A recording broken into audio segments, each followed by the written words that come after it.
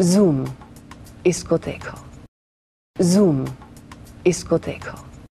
ने कश्मीर के बारे में कहा है कि अगर धरती पर जन्नत कहीं है तो वो यही है और सिर्फ यही है। लेकिन पिछले कई सालों से कश्मीर जल रहा है। जन्नत पर किसी की बुरी नजर पड़ गई है। आतंकवाद का काला साया कश्मीर पर ऐसा पड़ा कि वो छटने का नाम ही नहीं ले रहा। बॉलीवुड ने भी कश्मीर और इस ट्रबल स्टेट में टेररिज्म को कई बार अपने कैनवस पर उतारने की कोशिश की है। लेकिन इस हफ्ते सिल्वर स्क्रीन पर इसी थीम पर एक स्पेशल फिल्म रिलीज हो रही है, सिकंदर। छोटे छोटे मासूम बच्चे सब निशाने पर हैं। बच्चे तो हमेशा से निशाने पर रहे हैं। आज स्टूडियो में हमारे साथ हैं इस फिल्म के director Piyush Jha and Sanjay Suri. Welcome both of you to the show. Thank you. आप दोनों से ही मेरा सवाल है। सबसे पहला ये कि इतने कॉम्प्लिकेटेड सब्जेक्ट पर फिल्म बनाने का कैसे सोचा एंड ये बाकी फिल्मों से किस तरह से अलग होगी? क्योंकि एक्चुअली ये फिल्म जो है सिकंदर, ये उस लड़के की कहानी है। सिकंदर ये लड़का है, एक फुटबॉल खेलना चाहता है और एक दिन स्कूल जाते समय उसे एक बंदूक मिल जाती है रास्ते में। तो it's a universal story actually.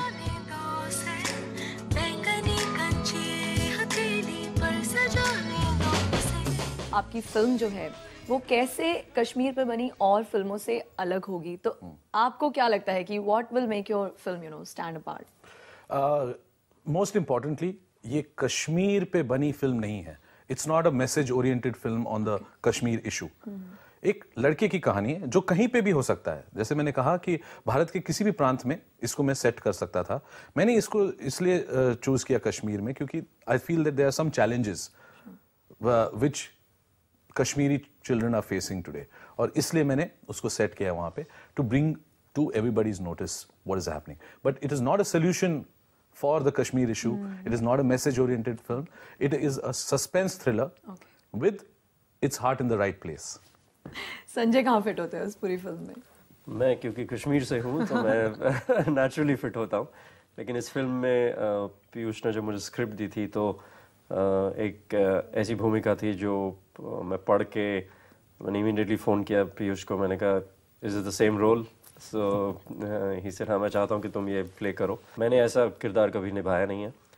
Kashmiri politician का जो चाहता है कि उस इलाके में डायलॉग के ज़रिए पीस आए। एक रिफॉर्म्ड मिलिटेंट लीडर है, एक डायनामिक इंसान है और काफ़ी पॉलिटिकल एस्पिरेशंस है उसकी।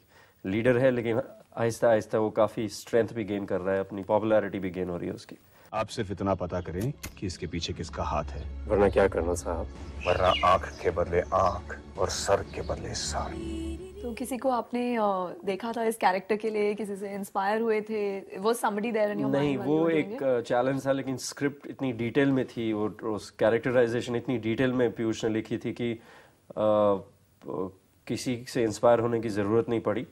और ये किसी भी रियल लाइफ पॉलिटिशियन से मिलता जुलता नहीं है। लेकिन जो पॉलिटिशियंस के जो कैरेक्टरिस्टिक्स होते हैं वो तो है ही, हाथ जोड़ के स्माइल करके सबसे बात करना, वो सब तो है ही। लेकिन this is completely a fictional character.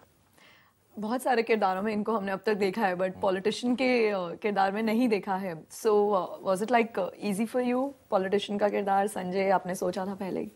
हाँ, he is a good actor, so I didn't have any second thoughts about his acting skills. एक रीज़न था मैंने मतलब for which I wanted to cast him. वो आप पिक्चर देखेंगे तो आप समझेंगे कि किस रीज़न के लिए मैंने इनको कास्ट किया है।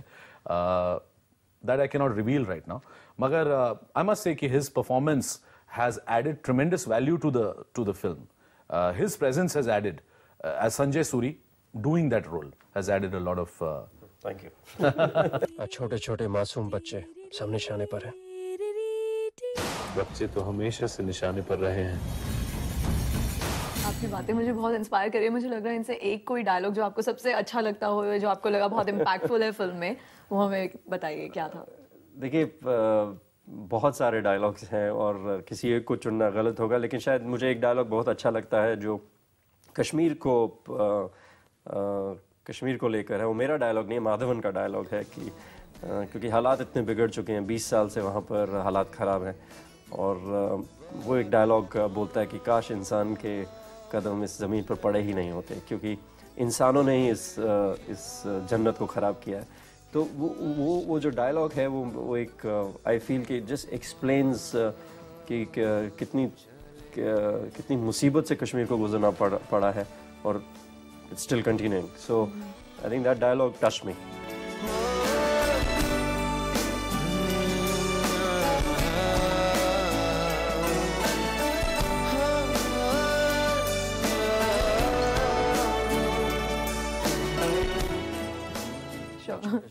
पीयूष, आप बताइए कि इस फिल्म में आपने 2 चाइल्ड आर्टिस्ट जो हैं उन्हें मेन प्रोटैगनिस्ट बनाया है. सो क्या उन दोनों का रोल है, किस तरह से वो फिल्म को आगे ले जाते हैं, like you know what's the backdrop? Sikandar is played by Parzan Dastur and his friend Nasreen is played by Ayesha Kapoor. दोनों पहले भी काम कर चुके हैं मगर इधर टीनेजर्स हैं, यंग स्कूल स्टूडेंट्स हैं. सिकंदर को बंदूक मिलती है और नसरीन उसे रोकती है और उन्हें उस समय नहीं मालूम कि इस छोटे से एक्ट से, एक खेल में उसने बंदूक जो उठाई है उसके साथ क्या होने वाला है. सिकंदर और नसरीन एक जाल में फंस जाते हैं और उस जाल से वो कैसे निकलते हैं और जाल के पीछे एक बड़ी कॉन्स्पिरेसी है और ये इस कॉन्स्पिरेसी में उलझ जाते हैं और किस तरह से निकल पाते हैं, ये है film.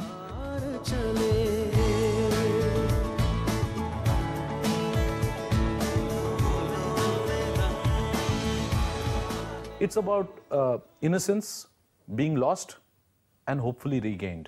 Okay. So that's where these two young people जो एक vulnerable age में हैं, 14-15 साल की, वो इसको कैसे फेस करते हैं, इसको मैंने दिखाया है इस फिल्म में. और I think both परजान और Ayesha have come across very well because they are able to emote. And they worked with me really hard to bring the characters alive on screen. बिल्कुल. वैसे इन दोनों की परफॉर्मेंस और आपकी फिल्म, आई थिंक इस topic से सबसे क्लोजली जो रिलेटेड एक डायरेक्टर है विधु विनोद चोपड़ा, उन्हें कैसी लगी, हम अपने ऑडियंस को पहले ये दिखाना चाहेंगे. Actually, there's a line in the movie where Colonel Rao, played by Maddie, he says that I wish that no human beings ever landed in Kashmir. के वो exact dialogue है कि यहाँ पे किसी इंसान के पाँव ही नहीं पड़ने चाहिए थे. And I tend to agree because I think human beings and politicians have really ruined that extreme, I mean, absolute heaven on. तो हमने सुना कि विधु ने क्या कहा. आई थिंक वो आप लोगों की बातों से काफी इत्तेफाक रखते हैं. जो बात आपने कही वही सेम बात उन्होंने भी कही. Does it give you a high when a director like Vidhu Vinod Chopra says all this about your film? I'm really, in awe of all these senior directors who have seen my film and liked जो काम हमने किया है. और मेरी कोशिश ये रहेगी कि मैं उनकी तरह ही आगे फिल्में बनाता रहूं. And I'm really grateful for them to give their opinion and उनकी मतलब जो बैकिंग या सपोर्ट हमें मिला है इसके लिए, तो हमें मतलब अच्छा लगता है. और I feel I don't know how to express myself better. Sure. आपके कैरेक्टर की बात हमने कर ली, लेकिन आपने भी जाहिर सी बात है दोनों बच्चों के साथ काम किया है. आयशा, हम सब जानते हैं कि उनका बैकग्राउंड कैसा है या हिंदी बोलने में उन्हें कितनी प्रॉब्लम होती है. फरजान को लोगों ने एज अ चाइल्ड आर्टिस्ट देखा था और वो इमेज प्रॉब्ली अभी भी लोगों के दिमाग में है. So how is it like, आपको क्या लगता है कि दोनों बहुत अच्छे से पूरे थीम के साथ they gelled well and they acted well? Ayesha and Parzan ने दोनों ने अपनी पुरानी फिल्मों में प्रूव किया हुआ है कि वो सीरियस एक्टर्स हैं, वो अच्छे एक्टर्स हैं. चाहे कुछ होता है मैं वो छोटा सा और क्यूट सा रोल, और परजान या आयशा इन ब्लैक. बट उससे ज़्यादा बच्चों के साथ जब आप एक्ट करते हो तो एक बहुत रिफ्रेशिंग एक्सपीरियंस होता है, क्योंकि उनके जो एक्सप्रेशंस हैं, उनकी जो रिएक्शंस हैं गार्डेड नहीं होते. उनके एक्सप्रेशन रिएक्शंस बहुत नेचुरल होते हैं, बहुत ऑनेस्ट होते हैं. चले भी आओगे गुलशन का कारोबार चले. आयशा और परजान दे रियली, उन्होंने काफी काम किया इस कैरेक्टर में. कुछ ट्रेनिंग वगैरह दी आपने उनको? या आयशा को किस तरह से, because her diction and her fluency in Hindi is not that great. और ब्लैक में मतलब जो भी हमने सुना उनका रोल उस तरह का था, बट यहाँ पे वो उर्दू के शेर व शायरी कर रही हैं, तो that was like a pleasant change for all of us. In fact Ayesha Hindi बोल ही नहीं पाती क्योंकि वो तमिलनाडु में मतलब पौंडीचेरी में रहती है, तो वो तमिल बोलती है और इंग्लिश और फ्रेंच जर्मन बोलती है because her mother is German. तो 3 महीने उसने अपनी लाइंस पढ़ी और वर्क किया और उसको ट्रेनिंग भी मिली वहाँ पे। और मेरे साथ वर्कशॉप्स की, कैसे चलना, कैसे कश्मीरी लड़की की तरह पेश आना। परजान फुटबॉल नहीं खेल पाता है और ये इधर फुटबॉल प्लेयर का रोल कर रहा है, तो फुटबॉल ट्रेनिंग, एक्शन ट्रेनिंग, क्योंकि उसको गिरना है, पड़ना है, मार खाना है, तो इतना 3-4 महीने उन्होंने ट्रेनिंग की। फिर वर्कशॉप्स की हमारे साथ और एक्टिंग वर्कशॉप, कैसे रोल में, कैसे अंदर से घुस के इनएक्ट करना। तो once we did those 4 months, जब वो आए शूटिंग के लिए तो दे वर लाइक मंजे हुए खिलाड़ी। बहुत मेहनत किया उन्होंने, पीयूष ने बहुत मेहनत किया उनके साथ। ही वांटेड कि बहुत ओरिजिनल लगे फिल्म, और एक बहुत ऑनेस्ट फिल्म है ये, बिल्कुल भी गिमिकी नहीं है। इसमें कुछ भी ऐसा नहीं डाला गया कि थोड़ा तड़का मार देते हैं इसको, थोड़ा नमक डाल देते हैं, वैसे it's a pure honest film and it's a good film. I think यही ऑनेस्टी फिल्म इंडस्ट्री के कुछ और लोग हैं जिन्हें काफ़ी पसंद आई है, तो हम अपने दर्शकों को दिखाना चाहते हैं कि और ऐसे कौन से एक्टर्स, डायरेक्टर्स हैं जिन्होंने इस फिल्म को देखा है और इतना अप्रिशिएट किया है। What do you think of Sikandar? I think damn good twist, man. Damn good twist. Love the film. I think it's a beautiful concept, beautiful story, and lovely location. It's really beautiful and amazing performances by the kids. The complexity is presented first by finding that boy finds that revolver. Gun lands even in an innocent person's hands, the destruction that it can create, and the entire turmoil and the change that it can bring into a person's life. I think that has been exploited very well. Piyush, एक और बहुत ही अहम किरदार है जो माधवन ने निभाया इस फिल्म में, उसके बारे में आप बताएंगे? वैसे हमने ये सुना है कि वो काफ़ी खुश थे एंड रियल लाइफ में वो आर्मी ज्वाइन करना चाहते थे एंड इसीलिए ही रेडिली एक्सेप्टेड योर ऑफर। सो उनके अंदर कुछ इस तरह के ट्रेड्स थे, इजी गोइंग था उनके साथ ये कैरेक्टर करना बहुत, क्योंकि क्या है कि लाइक यू सेड कि वो एनसीसी कैडेट थे और उनमें एक बेयरिंग थी, बिकॉज मतलब एनसीसी में और काफ़ी अच्छे एनसीसी कैडेट थे, he travelled abroad as to represent India, तो he had an a bearing, so उनको ये नेचुरल रोल मतलब के अंदर घुस गए। आप सिर्फ इतना पता करें कि इसके पीछे किसका हाथ है, वरना क्या करना साहब? वरना आंख के बदले आंख और सर के बदले sir. I wanted a very restrained performance from him. So when we started working on the role, it came to him naturally because he knew कि ऐसे करते हैं, ऐसे move करते हैं, और the fluency with which वो role perform किया है उन्होंने is something to be watched. And he with Sanjay both have worked together, and every scene when they come together it's electrifying. वैसे ये बताइए कि आज के ज़माने में जहाँ पे बॉलीवुड में सीरियस सिनेमा भी बन रहा है और साथ ही देयर आर मसाला फिल्म्स, उस सिनेरियो में आपकी फिल्म आप कहाँ इसे प्लेस करेंगे? देखिए, ये सीरियस सिनेमा एक टैग लग गया है लोगों पे कि ये भाई सीरियस सिनेमा है क्योंकि कश्मीर है, बच्चे हैं, टेररिज्म। इसलिए पूछ रही हूँ because it's a matter of perception, कि सिकंदर को अभी तक लोग, क्योंकि आपने मुझे अब बताया, so now I know that it's a thriller, because लोग सीधा कश्मीर सुनते हैं एंड सबके दिमाग में एक ही बात आती है कि टेररिज्म एंड उस तरह का बैकड्रॉप होगा। So have you maintained a balance in the film कि ये हर तरह की ऑडियंस को केटर करे, या फिर जो समझदार ऑडियंस है और जो सोच के जाए कि हाँ मुझे अपना दिमाग इस्तेमाल करना है इस फिल्म को देखते हुए, सिर्फ उनके लिए है? देखिए, कोई भी ऑडियंस फिल्म देखने जब जाती है तो उनको एक फिल्म एक्सपीरियंस चाहिए, भाषण नहीं सुनना। बिल्कुल ठीक है, मैं खुद भाषण नहीं सुनना चाहता हूँ जब मैं फिल्म देखने जाता हूँ। I want to be involve in the film, engaged and enjoy the film. जो मेरी फिल्म है उसमें मुझे इंट्रीग का एक्सपीरियंस चाहिए, मुझे ये नहीं पता चलना चाहिए कि आगे क्या होने वाला है, अब क्या होने वाला है, ये कैसे हो गया और ये कैसे हो गया, इसका क्या कनेक्शन, और एंड में एक ट्विस्ट आई। तो मैंने अपनाया है ये सस्पेंस थ्रिलर जॉनर, इसके अंदर मैंने इस फिल्म को रखा है, और मैं दावे से ये कह सकता हूं कि किसी को नहीं पता चलेगा एंड तक कि भाई क्या हो रहा है, and how then everything comes together in the end, और जो ट्विस्ट है उस फिल्म की turns the whole film on its head.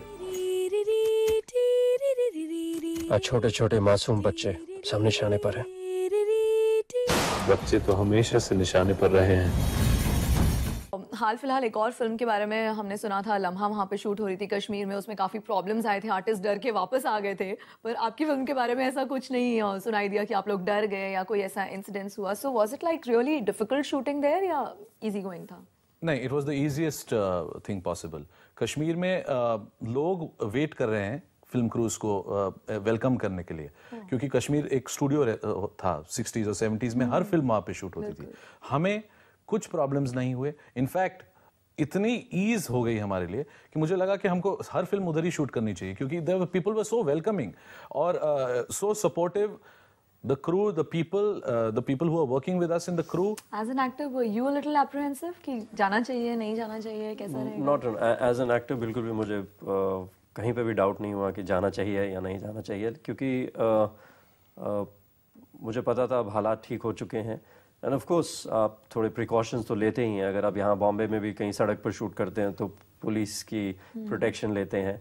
तो आप कश्मीर जा रहे हैं तो नेचुरली एक यू हैव टू प्रोटेक्ट. 80-100 लोग हैं तो you are responsible for them as producers. And so but like he said कि वहाँ लोग बहुत वेलकमिंग थे. उनको भी एक तरीके से लगा कि कहीं पर वो प्रॉस्पेरिटी वापस आएगी और लोग अच्छा मैसेज वापस लेकर जाएंगे. जाते जाते आप दोनों से मैं one last word on Sikandar, and what do you want to say to the audience? मैं कहना चाहूँगा सिकंदर देखिए, क्योंकि एक बहुत अच्छी कहानी है. बहुत सालों बाद आई वुड से पहली फिल्म है जो बिल्कुल भी बायस नहीं लेती है. कश्मीर में शूट की गई है, 100% शूट की गई है. तो 20 साल बाद आपको वो वादियाँ उतनी खूबसूरत लगेंगी जैसी थी. और एक बहुत ही एंगेजिंग एंड इस कहानी में एक सोल है विच यू विल एंजॉय.